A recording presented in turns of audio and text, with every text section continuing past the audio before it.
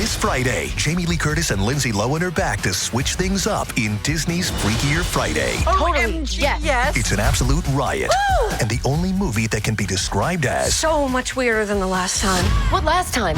It's the frequel. You ready? We've been waiting for. That absolutely slays. What deeply out-of-touch old person came up with that? You did. Wow. Don't miss the comedy event of the summer for all ages. Disney's Freakier Friday. In theaters this Friday. Get tickets now. Rated PG. Parental guidance suggested. It's Wednesday, Addams. I see you're trying to distract yourself from your own banal thoughts. Let me help. Here's a recording thing made of my latest root canal.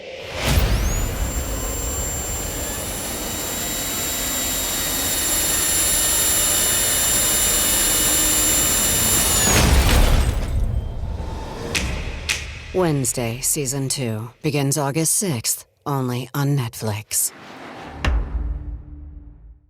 Good night, itchy eyes. Good night, sudden sneeze. Good night to your symptoms of allergies. Xyzal is the allergy medicine you take before bed. It provides powerful relief while you rest your head. Not just all night, but all the next day. Xyzal keeps working, keeping allergies at bay. And without those annoying symptoms disturbing your rest, you can wake up the next morning feeling your absolute best. Remember, be wise all. Take Xyzal. At night. Pie in the Sky Media. This series contains adult language and descriptions of graphic violence throughout. Listener discretion is advised.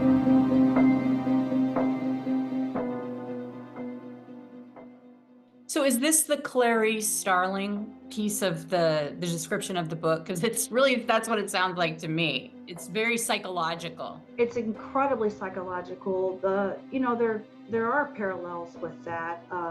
On the other end, with Silence of the Lambs, I mean, she's a rookie. She was put in there with someone who didn't have faith in her. She's put in that position, maybe assuming to fail. I thought that your knowledge... You're so ambitious, aren't you? Do you know what you look like to me with your good bag and your cheap shoes? You look like a rube. A well-scrubbed, hustling rube with a little taste.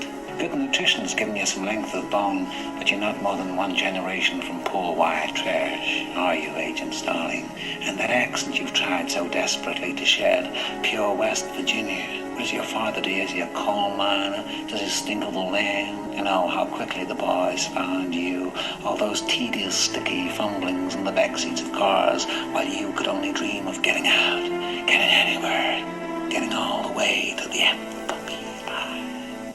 You see a lot, Doctor. But are you strong enough to point that high-powered perception at yourself? What about it? Why don't you look at yourself and write down what you see? Maybe you're afraid to. A census taker once tried to test me. I ate his liver with some fava beans and a nice Chianti. But like Clarice, an underestimated, highly intuitive woman in a quote-unquote man's world, retired detective Kim Major doesn't fail. She's young. There's similarities, but there's not. But it's absolutely the psychological piece is absolutely there, where he would give me some information, but I didn't know what value to put on it. Sometimes it would be a day later or a week later when I would confront him over something he said before, and that would open up a new case. And I'm thinking, oh. You threw that out there. Had I not have figured it out, I wouldn't have another confession. Welcome back to Criminal Mischief with Carolyn and Brandon. You're listening to episode 100, part 2 of House of Horrors. Date, September 13th, 2016. Time, 10:53 a.m. Detective Major preparing to interview Sean. So you met Kim last week. In her new book, The Hunger to Kill, a memoir about this case, Kim refers to herself as a real-life Clarice Starling. At that same time, Sean Greed had been brought in to the police department and put in an interview room. I think my captain was talking to him simultaneously. Sean Great got agitated during that time. He, said some things, but didn't say a lot. Afterwards, I came out of my interview, and my captain said, listen, go in there and talk to him, see if you can nail down the facts of what she told you, because you know what she said, and I don't know what she said. So can you go in there and nail that down, solidify what happened? And then the last thing he said before I walked in was, and while you're in there, see if he knows anything about those missing girls. I was aware that we were missing one girl from our town. We didn't know if she had met somebody online and took off, but no one had heard from her. There was a woman missing from the next county over who had visited my county, and she was missing. She had got her nails done. She had picked up some mulch for her yard and then had a flat tire. And she was last seen with a guy who helped her change her tire, and no one had seen her again. When she meets Sean Great for the first time, and right away, Great feels that Kim's empathetic style is way different than the previous detective whose interrogation style ultimately led to Great shutting down. This is the same detective who casually hands over the reins of the interrogation to Kim, almost as an afterthought, as if he doesn't realize what she's truly capable of. As soon as she walks in, Sean Great perks up. She's calm, non-judgmental, and understanding. All right, went through a lot, okay? A whole lot. So, I talked to okay, so I want to touch base about a few things. Boy, she's got a beautiful heart, doesn't she? It sounds like she does. It sounds like there was a lot of maybe reading the Bible with her, and it looks like you were trying to find your walk with Christ there. Am I right? Okay. And wow, does she know her stuff when it comes to that, doesn't she? Yeah, she's on my case all the time, which is good. Yeah, it is. It is. Here's what I know, okay? I know that sometimes good people do stupid things, and sometimes things kind of just explode. One bad thing kind of turns into another bad thing. So here's the deal, Sean, and I'm Kim. You can just call me Kim, okay? I don't think we can really be defined by a little block of time in our life. All right, we can make mistakes, and we're not going to be defined by that. Sometimes things just happen. Sometimes good people do stupid things. Soon, Sean freely admits his crimes against Jane Doe, how he held her captive for 3 days in an abandoned home where he sexually assaulted her multiple times. It's interesting because the nature of the interview, when he initially has to talk about Jane Doe, it goes from 0 to 10 because you're talking about something incredibly intimate and heinous and horrific. So it jumps that rapport building, it catapults it. There's what is seemingly a connection. Someone has just confided in you what they did, but it's so serious that you jump past some of the smaller points.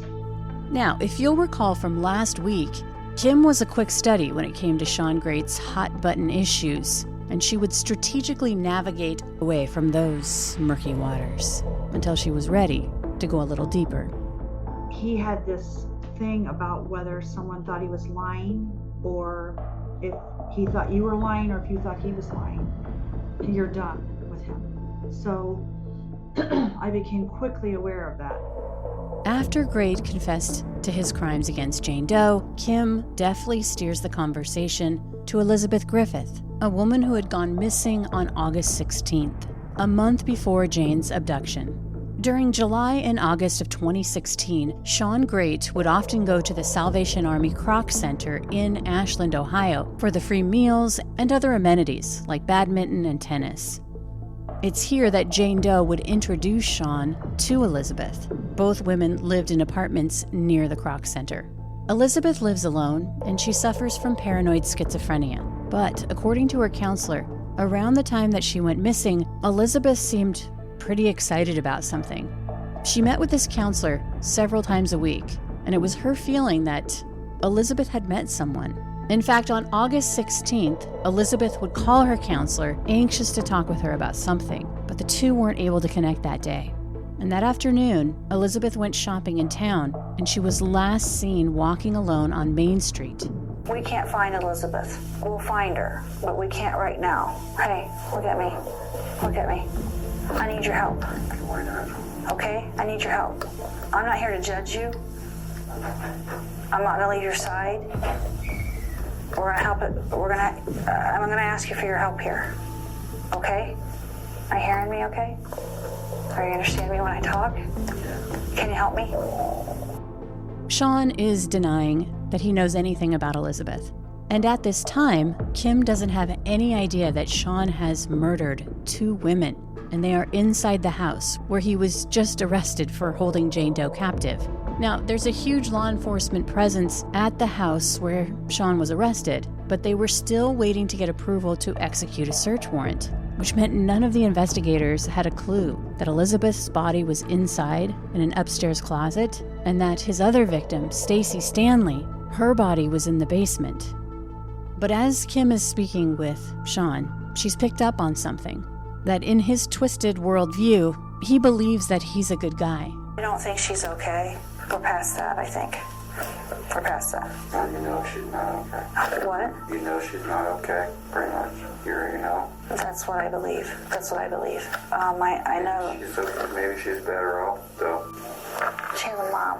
Yeah. You help me? What's her mom like? Feels like a failure. Devastated. Yeah. She wants to bury her daughter. Now you can hear Sean fishing for information. If you think about it, it is an odd situation. As they sit there together, Sean and Kim, he doesn't know that the search warrant on the house still hasn't been signed off on, and Kim doesn't know that the bodies of Elizabeth Griffith and Stacy Stanley are inside the house. And as this dance is going on, Sean seems to go off topic, something he does a lot during the interrogation. And he begins talking about his mom and a woman who had sold her a magazine subscription, and it was all a scam. You want to buy some magazines? She bought over magazines, right? To my mom. My mom paid her, and, well, no, she ordered magazines. She didn't actually just give them. She had to order them. So she paid like $40 for these magazines, and then she never got them. My mom's supposed to be a Christian woman and stuff. Yeah. Talking about that. She'll get hers. You know, someone's going to catch up with her someday. Yeah. Wishing her dead. You know what I think I understand about you? You're like a perfect example of watching the people who matter to you let you down and watching what it creates in you.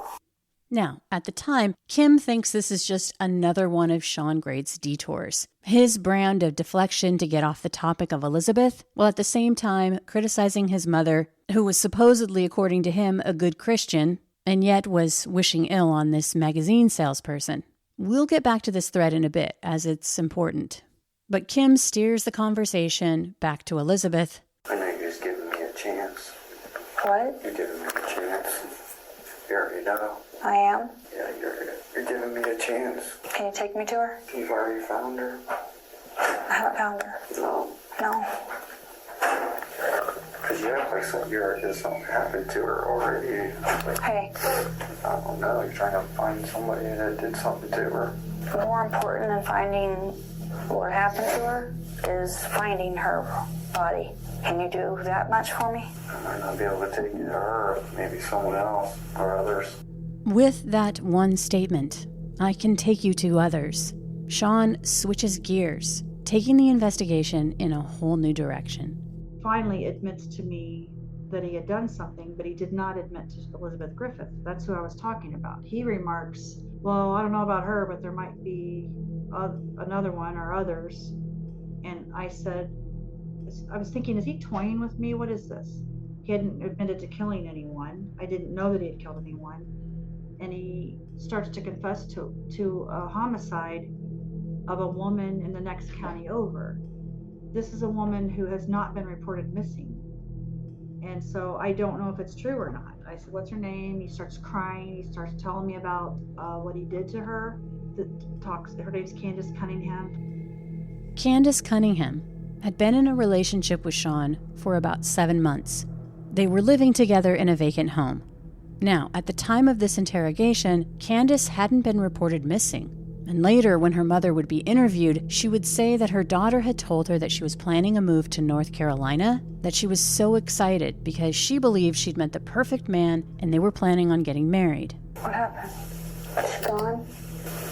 She's been gone. I know hope. Okay. Is anybody, has she been buried or did you just leave her somewhere? Is she missing? You don't know? I know I loved her. Okay. It's because you lie all the time. Is she in a house? What is she in? The woods. She's in the woods? Okay. How long has she been there? June? Okay. And she's the one that scratched you like that? All right, what's her name? Candace. Cunningham? That's somewhere else, and I took her through the woods. Okay. Why'd you put her in the woods? Because you were afraid? Were you afraid? Is that why you put her in the woods? I told her I was going to lay her ass down in the woods. If you lie to me again. Sean describes torturing Candace for 3 days before strangling her. I fought with her for like 3 days. A lot of it was mainly face to face. Just like, and I wouldn't have much pressure. I didn't even tie her up at all. Okay. So I wrapped her up in a blanket. I kept her around for 3 days trying to get her, and we even would walk around town every night after our big fights. We go to bed at the third night, and it's almost like she just keeps egging it on. Okay. And then she woke you up in the night when she smacked you in the face with that tobacco. Yes. Then what happened? And then it's like, oh, this is... I'm like, oh, okay. So these past 3 days, you just want me to finish you. I grabbed her and that's when I choked her. She passed out. Grabbed her from behind and passed out. I was irritable. I had enough. I just finished her. Sean describes his justification for murdering Candace. She wanted it. What am I supposed to do? People who actually want to die. Candace Cunningham is just another number.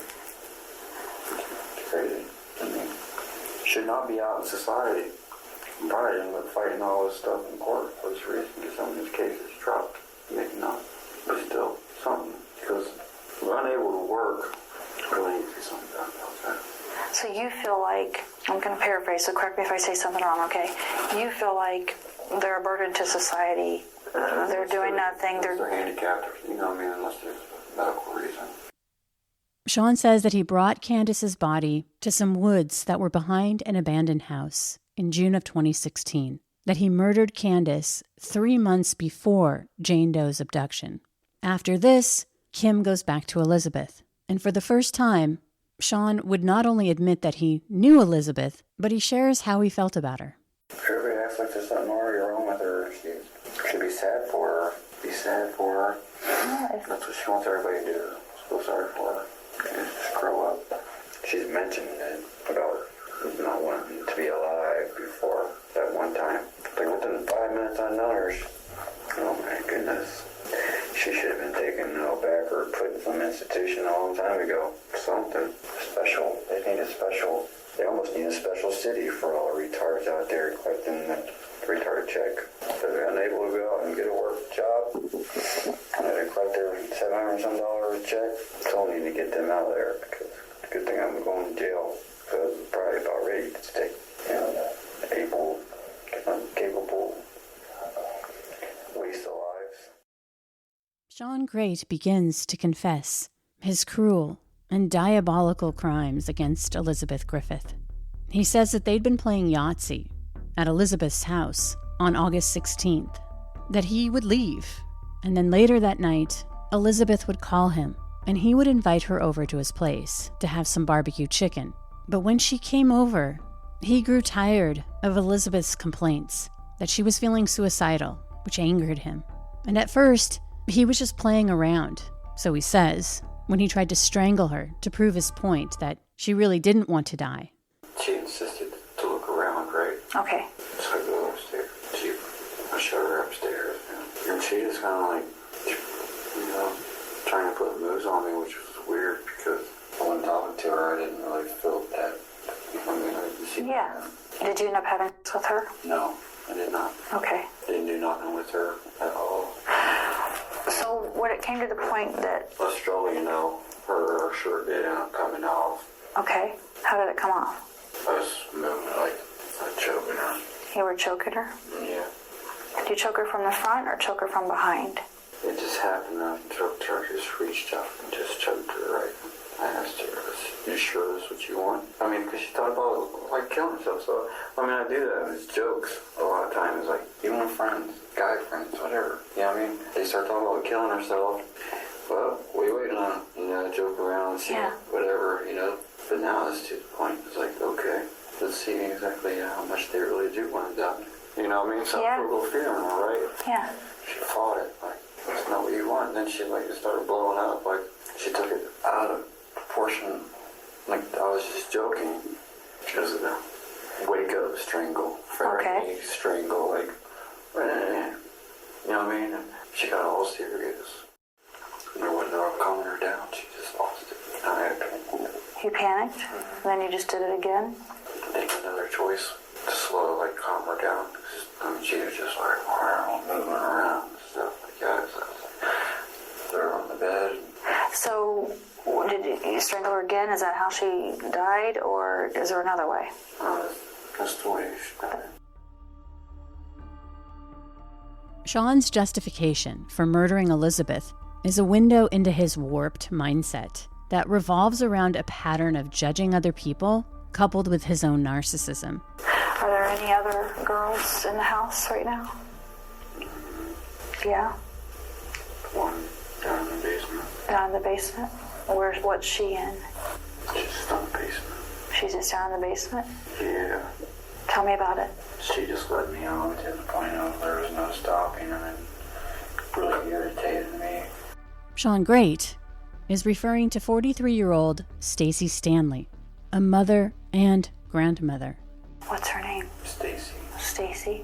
How did you meet her? Walking to the gas station. Okay. On September 8th, 2016, just a week before Sean Great had kidnapped Jane Doe, Stacy was in Ashland getting her nails done. But by the time she's headed home, it's dark and rainy. Suddenly, she feels her tire thump and then wobble. She pulls over to a gas station, and sure enough, when she gets out, she sees she's got a flat tire. So she calls her adult son, who tells her he'll be sending out a family friend to help her fix the tire. Meantime, Stacy waits outside of her car, standing in the rain. That's when a man walks up to her. He's in his early 40s, has a charming smile and a sunny disposition, and he asks her if she needs any help. How did the conversation go that she ends up coming back to your place? Well, it was raining. I had an umbrella. I was going to give her my umbrella and then keep walking because she was standing outside. And then she had a flat tire in her car. You may give you a hand? And she's like, well, I have someone coming. Okay. It's only a one-man job. Stacy is relieved, taking a beat to appreciate the moment, reveling in the kindness of strangers, as the kind man walks off. However, that night, there was a delay with the family friend who was coming to help. And so when Sean comes back down the street, he sees Stacy still shivering in the rain with a flat tire. So Sean starts chatting her up, and at some point, the friend actually arrives. But Sean kind of takes over. He borrows the tools from the guy who showed up to help and just starts changing her tire. Stacy is so grateful that when he's done, she takes him inside the gas station and buys him a cup of coffee. And the family member who came to help sees that she's fine and takes off. After that, Stacy calls her son and says she's okay, that her tire was fixed, and that she was heading home. But that's not what happened. After the family friend left, Sean would lure Stacy back to his house with that charming demeanor and warm smile. He had big, bright blue eyes, still playing the part of the chivalrous stranger. I asked her if she wanted to hang out sometime. I said, sure. She just moved off doing that. So we started hanging out. She came in, and everything was fine. We ended up kissing. Okay. Just kind of happened. I don't know. Okay. It just went all bad. Sean tells Kim that Stacy was a woman like his mother, a tease, who would bring men home. While she was there, did you decide you're going, that you were gonna kill her? At what point? I didn't know it. It wasn't planned, but the point is when she just gave me these flashbacks to all these other women, and just that's probably broken my heart to really break it down. Okay. Flashbacks like my mom, really, I mean, I hate to blame people, but I know. someone has to be blamed. I mean, I'm taking my blame. I know you are. Everything was fine, right? Then she started playing all innocent. Like she didn't want to go further than that?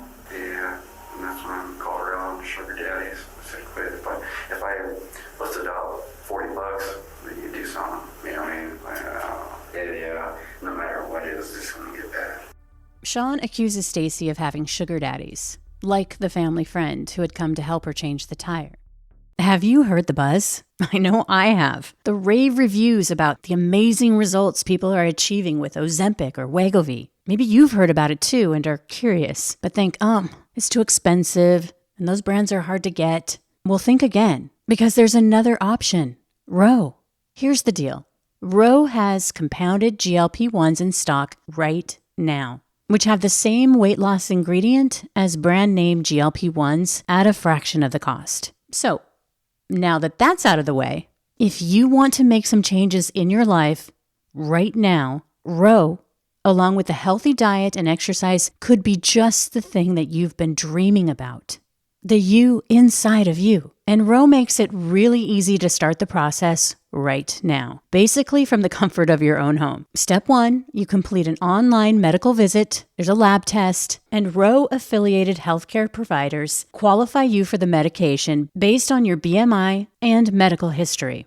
They want to make sure that Ro is a good fit for you and your goals. If you qualify, you'll receive your medication within 1 to 4 days, and you'll have the support of your Ro provider on demand for any questions or concerns. So, if this has been on your mind, do the work now. Go to ro.co/mischief. Memberships start at just $99 for your first month. Medication costs are separate. That's ro.co/mischief. Go to ro.co/safety for black box warning and full safety information. Compounded medication is not required to and does not receive FDA review or approval. RX only. It's back to school season and Clorox is donating 2 million disinfecting wipes to classrooms across America. Because back to school means things can get a little bit messy. Just ask kindergarten teacher Miss Gibson. Give me just one Clorox wipe and I'm ready for glitter glue, exploded lunchbox yogurt, peanut butter handprints, runny noses, picking noses, rubbing noses. Touching noses. Thank you, Edward. Ooh, nap mats and lockers and tissue boxes. And Clorox scissors. disinfecting wipes. Teacher's #1 wipe. Clean feels good. Based on unit sales data.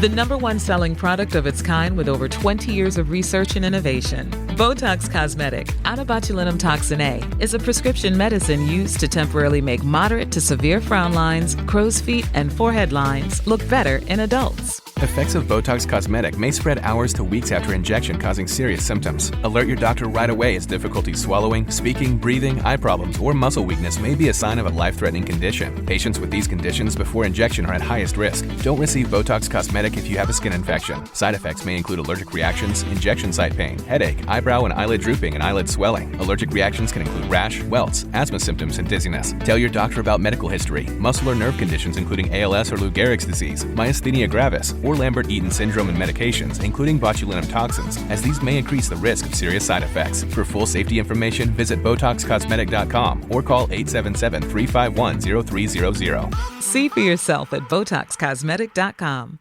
They say to only bring what you can carry. So with the all-new 2025 Ford Expedition Tremor, bring a lot. Like 3 dirt bikes, a few tents, an entire crew ready to make memories.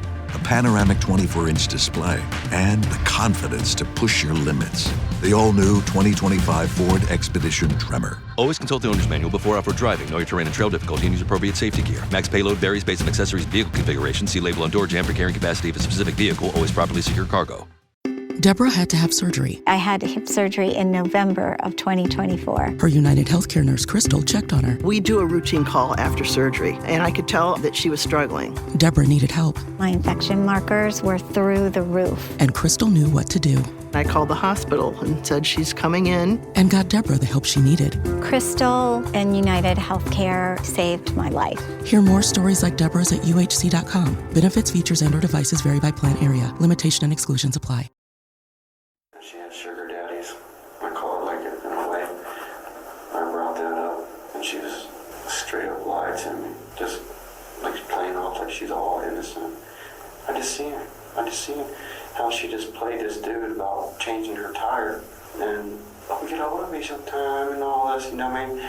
Because she was waiting on this guy to come and change tire, which I want to change the tire with his tool stuff while she was talking to him. You know what I mean? So, whatever, you know what I mean? I'm used to that type of life. So did you feel like she'd already sealed her fate when you watched her be manipulated to that man? No, when she lied to me. About when you called her when you called her out on it? Yeah. So you... That's the first guy. And she just took defense already, like, hey, he's just a friend. Just like everyone else. All the other women, they do not know that the more honest they are to me, the better we get along. During Sean's confession, he enjoys demonstrating the method of strangulation, as if he was reliving the power and control of choosing to end someone's life, up close and personal, literally watching the light go out of someone's eyes as they take their last breath. Before the end of the day, Sean would take Kim out to the place where he had taken Candace's body. He agreed to take me over to the next county, or to go with me, so that he could show me where he discarded this Candace Cunningham, because she was not reported missing. No one knew she was there, and we weren't certain where he was talking about. So myself and Lieutenant Smart from the sheriff's office, we were in a vehicle with Sean Great. We took him over to Richland County, and there was just an inordinate amount of vehicles waiting on us in that area. Law enforcement vehicles. We get him out of the car. I start to talk to him about what happened there, how he murdered her on scene. And then I went down in the ravine where she was, and there she was. That was day one. I took him to the jail after that. That was all on day one? That is all day one.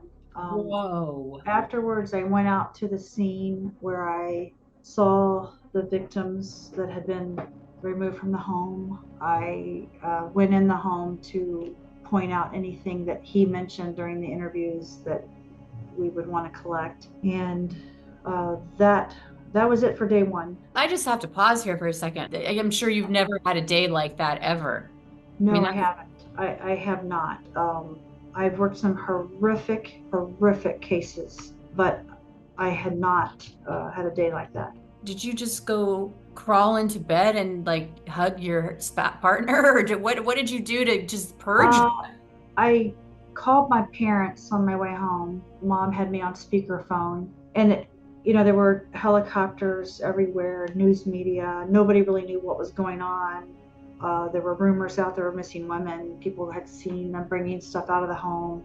My dad's concern wanted to know, he said, I knew you were interviewing him, and he wanted to know who was with me when I was interviewing him. And I told him I was alone in a room, and he gave me his opinion of that. And interestingly, my dad's concern was right. On the first day, accidentally, the guys that are supposed to watch my interview, had left the observation room and left me in the detective bureau alone. And I had Sean Great unhandcuffed. I can't get a confession with somebody in handcuffs, so we removed the handcuffs. People talk with their hands. There's nuances, not to mention psychologically, when you're in handcuffs, it doesn't put you in a good place. So they accidentally left me in there with him alone. So when I stood up to take him out to get him a cigarette, that was normally a cue for someone to come to the door, handcuff him, and we would walk out. Kim had given the signal, but no one had answered the call. None of her colleagues came to the interrogation room, so Kim opens the door, looking for the cavalry, but there's no one around. She is literally on her own with a now confessed serial killer. And the thing is, Sean Grade can clearly see that no one is around. And he looks at her, and she looks back at him. And he's without handcuffs. There was absolutely nothing stopping him from reaching over and wrapping his arm around Kim's neck and squeezing, or at least trying to do so. He was looking at me, and at the time, I guess I don't have full value on it. Looking back, I'm thinking, how in the hell could that happen? But at the time, I was just like, okay, where's the guys? So I opened the door to the hallway, and way down the hall, I see BCI agent Ed Staley, and I yelled, Eddie, can you come here? And he's like, what? And he comes down the hall, and he's like, what's going on? I go, can you go out and have a cigarette with us? And I said, can we get him cuffed up? Let's go. And he's like, where's the guys? And I'm looking at Eddie like, stop. Right. Like he goes, what? He starts going office to office looking for the guys, and there are none. And I could see his jaw set. He was just rage. And he goes, I'll deal with this later. And then we took him out for a cigarette. But so I look back at, my dad worrying about me being alone. He had no idea that I truly was alone. I actually never told him that. So I called my parents on the way home that night, and then got home, and I just wanted my husband and my kids. That's what I wanted. And I didn't feel overwhelmed, oddly. I was in a zone, I think. I was more concerned about what am I missing? So I was recounting everything, wondering what did I not get? Kim would get another chance a couple days later on September 15th.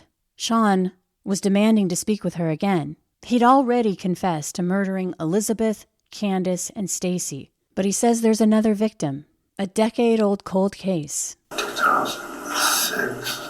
Okay. 5 or 4. I can't place the time. Maybe it was like 2005. It's a cold case. They've already found her. Sean wasn't certain, but he thought the young woman's name was Dana, whose unidentified remains had been found in a wooded area of Marion County in 2007, a year after he'd murdered her.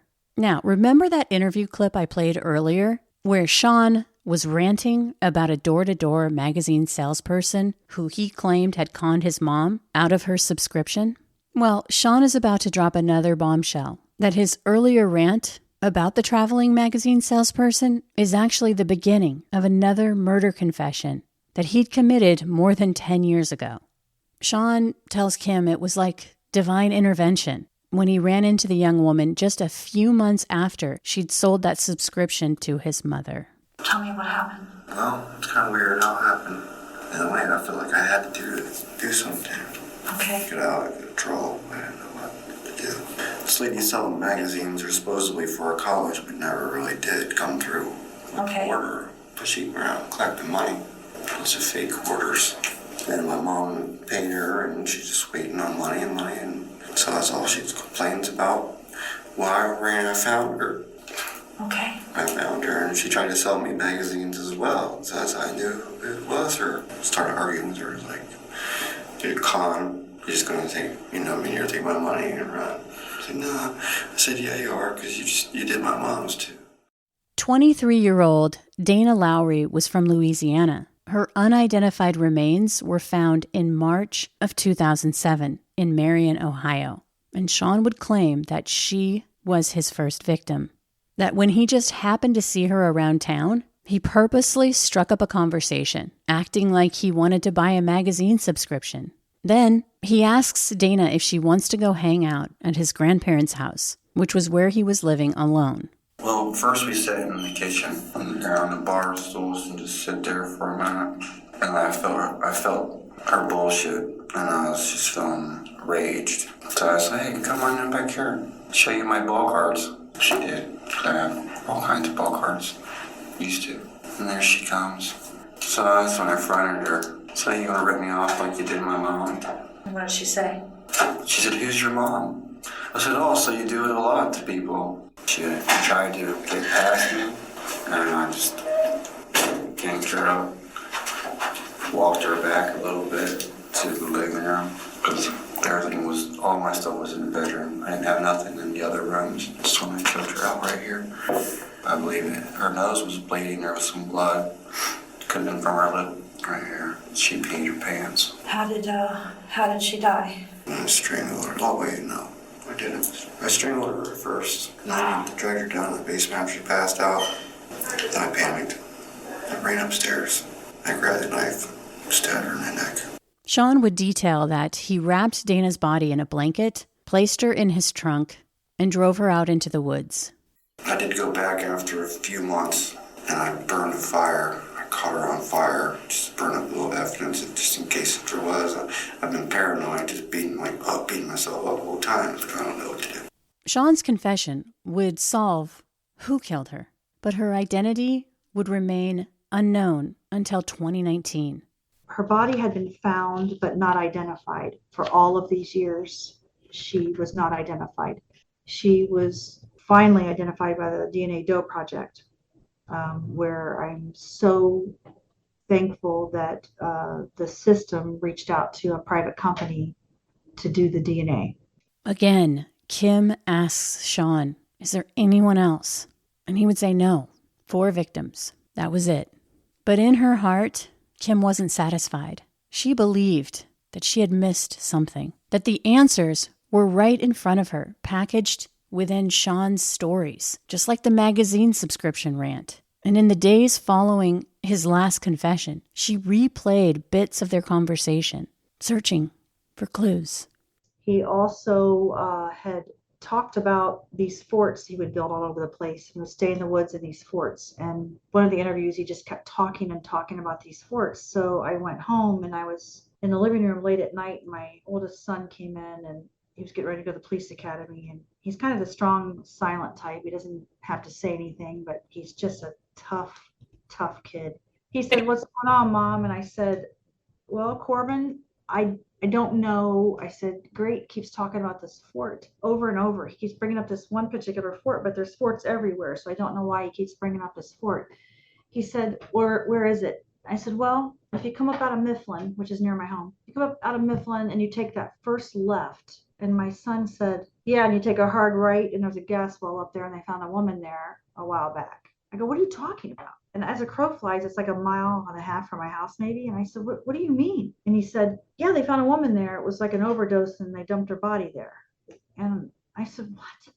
Kim looks into the death of the young woman. Her name was Rebecca Lacey, and it was curious because the coroner hadn't ruled her cause of death as homicide, but rather as a drug overdose. Kim wasn't convinced. That we found a girl, and we're trying to see if you'll be honest, if that's something you had something to do with. We're asking for that. A lot of time has been put into it, and we don't know. Rebecca Lacey? Yes, sir. I had a problem with her once. I met her. She got violent with me. I swear I've been angry and bitter about her. 31-year-old Rebecca Lacey's body was found in March of 2015, about a month after she'd been reported missing. And again, Sean would justify killing Rebecca, claiming that she was a thief and it was self-defense, that she'd made him angry because she'd stolen money from him. As it would turn out, it was only a few dollars. And then he congratulated me on catching the whole fort thing. And then he tells me what he did to her. He killed her over a few dollars she stole from him when they were playing pool. He described strangling her, beating her up and strangling her. And then I said, "Tell me 3 things that nobody else would know." I said, "I believe what you're telling me, but other people may not." He said, "Well, for starters, you have your memorial on the wrong side of the tree." And he's right. He had put her on one side of the tree and it's the opposite side that the memorial was at. I said, "Give me another one." He said, "Well, her panties and pants are pulled down, but you won't find my DNA." He said, "That happened when I drug her. I was dragging her and her clothes pulled down as I drug her." I go, "Okay." I go, "Give me one more." He said, "If you go into this building in Mansfield and down in the basement," he gave me the address. He said, there's 2 golf bags down there." He said, "The one with the bent wheels is the one you want to look at." He says, "I put her in that to take her out there and her DNA will be in there because her blood was there." And sure enough, I call that jurisdiction. I said, "Hey, he just confessed to killing her." They said, "No, that was an overdose." And I'm like, "No, this is what he just told me. The whole thing's recorded. I Mirandized him. You need to do a search warrant over there and grab that bag." And sure enough, they did. And sure enough, her DNA was in the bag. Based on Sean Great's confession, Rebecca's case would be reopened. I don't know all the ins and outs of that, except that it's correct now. But for me, she mattered. She was that could be anyone. You can party a few times on drugs and you are pulled in. That we all know someone who uses.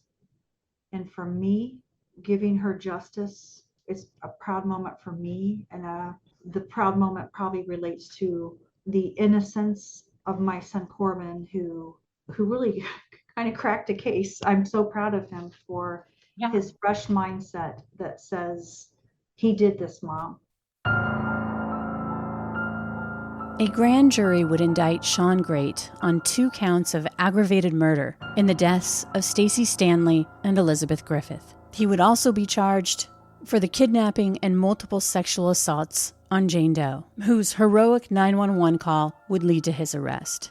Great would also be charged with the murders of Candace Cunningham, Rebecca Lacey, and Dana Lowry. At first, Sean Great would enter a plea of not guilty on all charges. But his plea would change to not guilty by reason of insanity after he gave a media interview confessing to all 5 murders. Based on an evaluation, it would be determined that Great was not insane at the time the crimes were committed, and his trial began in April of 2018. The prosecution was seeking the death penalty. A jury would find Sean Great guilty of all charges, and he would be sentenced to death. In March of 2019, he pleaded guilty to the murders of Rebecca Lacey and Candace Cunningham.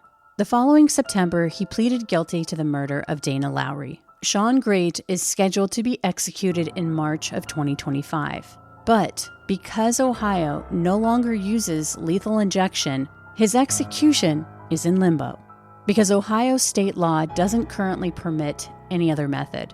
Do you think there are more victims out there? So I would love to be able to say that I got it all and be proud of that. Every day when I reflect on my day, and it's not just this case, I feel like I've missed something. Mm-hmm. And so when I do statement analysis, when I listen and when I go through, I pull out little points that I'm like, what did that mean? Or when I get occasional calls where somebody has something they wonder about, or a lead, you wonder what else is there. So it's hardly logical to have a hunger to kill, and those are his words. That's where my book title came from. It's hard to imagine that there aren't any more when you have that hunger, and then have a 10-year break with none. It's not logical to me. And there's other things to his personality. I've had people call me. I had one call me in confidence to tell me other things he's done that's not investigated. So I think his crimes ran the gamut, and I don't believe. I believe I'm not too proud to say I probably have a partial confession here. He's a serial killer. It's prolific, but I don't believe I have it all. I highly recommend Kim Major's book, A Hunger to Kill, a serial killer, a determined detective, and the quest for a confession that changed a small town forever. Up next, stick around for Criminal Mischief bonus content. Here, my co-host Brandon Morgan and I discuss the case in more detail. If you have a minute, head on over to Apple Podcasts to rate and review the show and share with a friend. It really helps. And as always, thanks for listening. From Cloud 10, Criminal Mischief is a pie-in-the-sky production, recorded in the beautiful Pacific Northwest. We're produced by Brandon Morgan and myself, music by Soundstripe. I'm Carolyn Osorio, your writer and host.